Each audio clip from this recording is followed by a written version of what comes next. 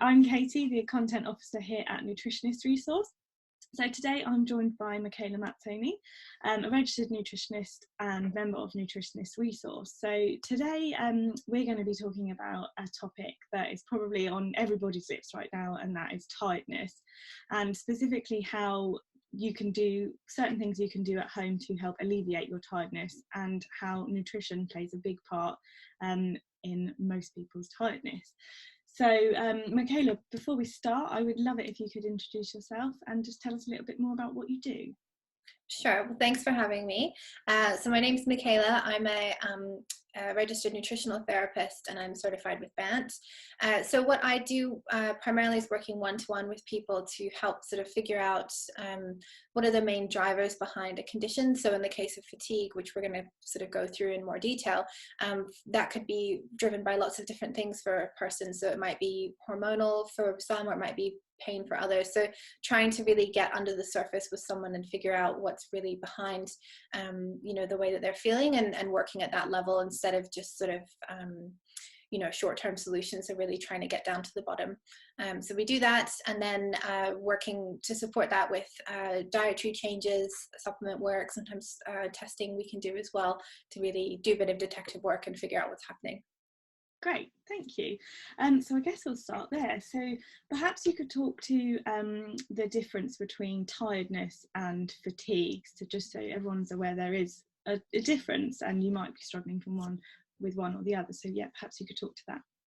Sure. So tiredness typically is something that is more situational. So for example, you might have had a bad night's sleep the night before, and today you're feeling very tired. So you can draw it back to something that, it makes sense why you're feeling so tired that day. In other cases, with something like fatigue, it quite often is not alleviated by rest. So you might have had a good night's sleep, or even slept for 10 or 11 hours, and you're still feeling very tired and groggy. That would be something I would classify more as fatigue. Great. And I should mention, if you do find that your tiredness is becoming chronic, so it is more fatigue and it's not alleviated by rest, or you're having with associated with chronic pain, it is always best to speak to your GP or nutrition professional, as they would be able to help you alleviate those things.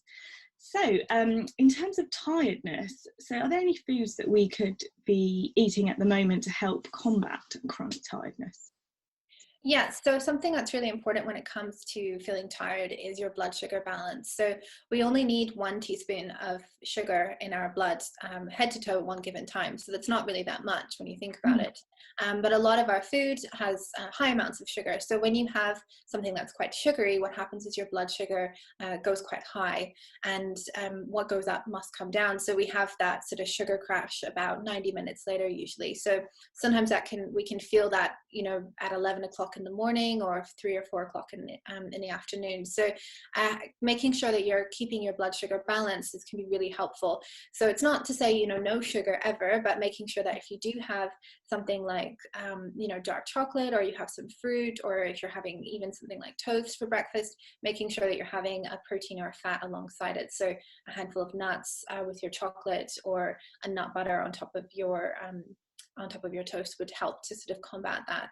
And then sort of going further into that, slow releasing carbohydrates are really helpful. So thinking about, brown carbohydrates, so brown bread instead of white, brown rice instead of white rice, they are slower releasing. So they'll help with combating your tiredness there as well.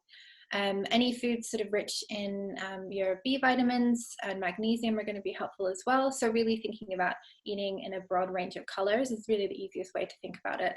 So sort of aiming to, eat as many colors as you can in the day is going to get you a good variety of minerals and vitamins, which are all essential for energy production.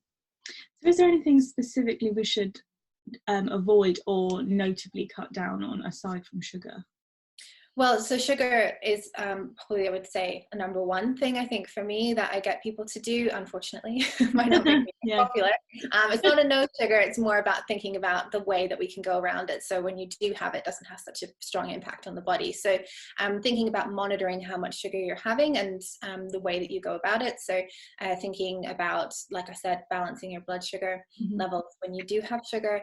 Something else you can cut down on, caffeine can be really quite significant on cutting down on, which we do have that sort of instant energy boost with that, but again, what goes up must come down. And especially if you're feeling like you are quite fatigued, really relying on caffeine can actually make it worse for you in the long run, as far as, you know, the way that you're feeling with your energy. So is there a certain amount of, say, if we were drinking tea or coffee in a day, is there a certain limit to how much you would recommend? Yes, I normally get people to do maybe just 1 cup of coffee in the morning. If you're really desperate, then having another one around lunchtime, but always having it with food, and sort of cutting yourself off at around 1 o'clock. Some people don't metabolize their caffeine that well, so it can linger around a little bit, and can actually affect their sleep cycle, even if they're having a coffee at, say, 4 or 5 o'clock in the afternoon. Wow, okay. And in terms of eating at certain times of the day, can that affect our tiredness, and is there a recommended time we should be eating certain meals? Mhm. I think it's important that you eat breakfast. Some people do really well on a sort of intermittent fasting where they don't eat breakfast, but for the majority of people, especially if you do find that you struggle with tiredness and fatigue, eating at regular intervals is going to be helpful for the body, because you're getting a steady stream of nutrients coming through that the body can rely on for energy production. So I always say, you know, I really like people to eat breakfast. If you're balancing your blood sugar well, then technically you should be able to get by with just breakfast, lunch and dinner and not sort of needing a snack in between. But if you do find that you're hungry, you know, mid-morning and mid-afternoon, then do have something, but have something that's got a good protein, like a solid protein in there, and some fats as well to sort of help stabilize the blood sugar until your next meal. Okay. And there are certain foods that I've heard can make us feel tired, like bananas or turkey or red meat. Is there a certain reason for that? Well, some foods like red meat, for example, are a bit tougher for the body to digest, and they can sort of sit around in the digestive system for a long time. In some people who have very sensitive digestive systems, if they're really struggling with digestion, they have a very heavy meal, then you have a lot of blood flow that is directed to the gut, and that sort of can, you know, be quite tiring in itself and make you feel a bit sort of sluggish.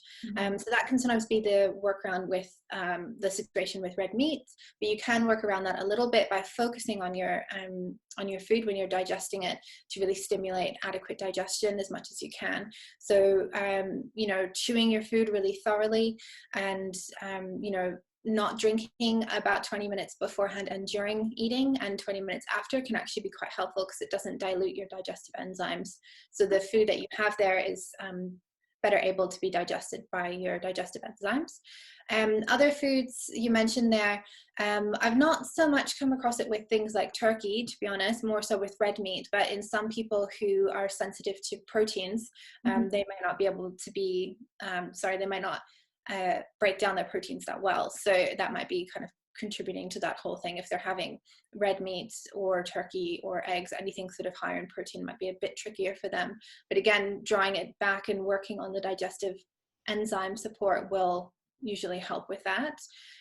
Other times when people can feel fatigued after certain foods, if you maybe have a little bit of a mild intolerance or an issue with that food, that can sometimes cause you to feel a bit fatigued as well. Okay. And if we are struggling, if we're doing all the right things with our food, as you've mentioned, but we're still feeling extra tired, would you recommend any supplements that we could take alongside to help boost our energy levels? Yes, so I quite like a methylated B complex, and it's an important distinction between methylated and a non-methylated. It basically means that the B vitamins are sort of ready-made for the body, and that your body doesn't have to do anything to break them down. Some people aren't that great at doing that themselves naturally, so a methylated B complex is a really nice one to get some general energy production support in there. In females, worth getting them checked with your GP beforehand, but thinking about your iron levels is really important. We can really feel the effect of that if we're low in iron. Vitamin D is also important, especially between October and March in the UK. Everyone, according to the NHS, should be taking a vitamin D supplement anyway.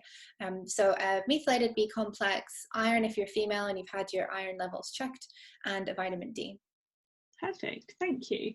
So now I want to move on to if you are struggling to get to sleep, but then obviously you then find that you're struggling to wake up in the morning. So are there any foods that could actually help us go to sleep?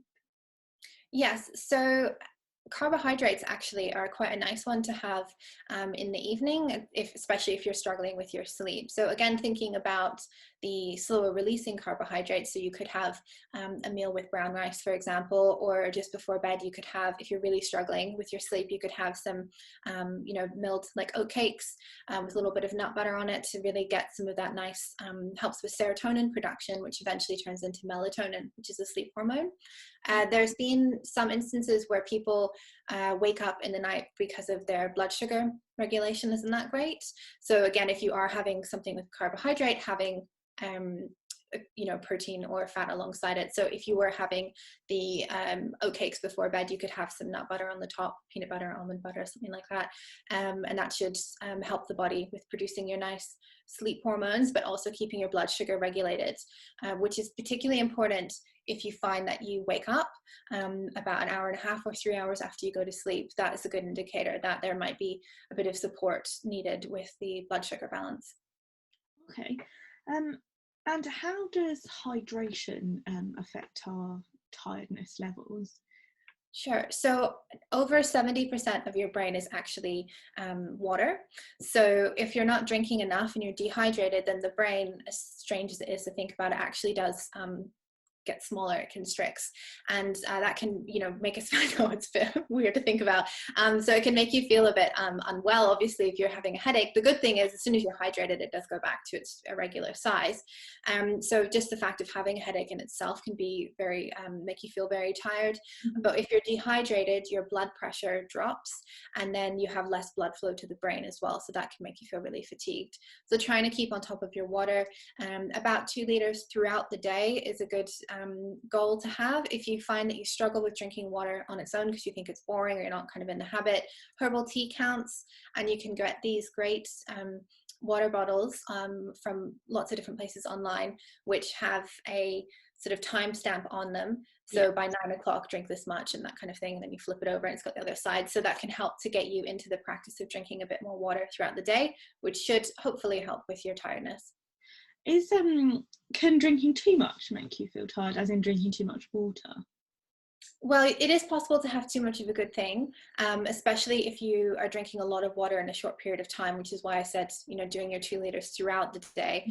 If you do have too much water, so for example, if you drank, 2 liters in a couple of hours, then you're at risk of flushing out your electrolytes, which could actually be very dangerous to drink that much water in a short period of time. So it's always better. Moderation with everything is better. So just thinking about having your water throughout the day. That's a great motto to have, moderation with everything. I like that. Great. So how could seeing a nutritional therapist help with your tiredness? How would it help individual people if they're really struggling? Sure. So like you said, individual people, so everyone is different. I've never had anyone exactly the same, even though I might have, a female in their 30s with hormonal issues. Their protocols will be different because they're different. So working with someone like myself or another nutritional therapist or nutritionist can be really helpful at identifying what makes you unique and sort of seeing where the areas are that you could do with some extra support. So through thorough case taking and any kind of testing if it's necessary can really highlight where areas of the body might be struggling. So for example, for some people, the energy levels might be because the thyroid needs a little bit of extra support, or for others, the thyroid is absolutely fine, but they might have difficulty breaking down certain foods, and that needs a little bit of support, as well as taking a broader view. So, general information can be really helpful, but it's often even better to get really right down into what makes you unique and working with someone who can help you understand that and target it, I suppose. So it's all about personalisation and making sure the individual is classed as an individual, definitely. Great, so I think that's all that we've got time for today. So thank you so much for joining us, Michaela. As I mentioned earlier, Michaela is a member of Nutritionist Resource, and she does specialise in chronic pain and fatigue, women's health and autoimmunity. So please do reach out to Michaela if you have any questions. And did you also want to share where other people can find you, your website?